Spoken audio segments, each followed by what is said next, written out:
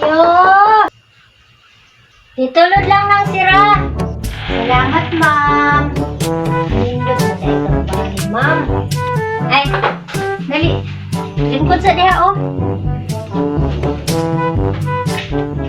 Silo ako, mga karon pa ko ka anihi kay bisi mo jud ko ka adyo mo boy. Ma'am, haragad yung bisihan nako. Unsa day imong tuyo nako, ma'am? Mayo kay mi anhi na gyud ka. Dugay na baya ka na akong gipatawag kay kanang kana ba pa sa imong bata ba? Anong sige raman nag-absent? Lagi ma'am ko tinuod jud ka, ma'am. Sige ra absensi. Tadudok mo. Unsa day lima nga sige man na siya absent. Kay pirmi mo gud to sa bukid. Dili mo gud siya masugot, ma'am. Pirmi na lang saging iyang baon, ma'am. Kung kano na siya magtrabaho sa bukid, ma'am, kaya aron makapalit-palit lagi ko ng bugas.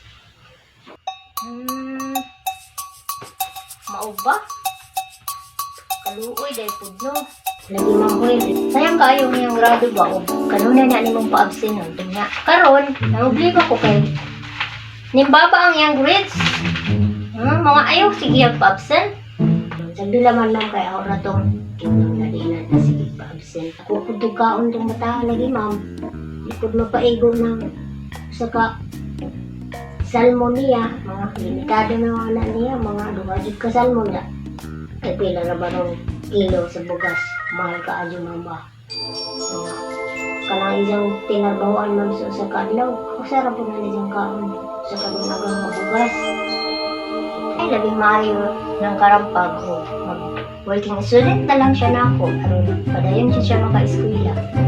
Ha? Isa, ma'am? Hindi ko masugot ng mga huy.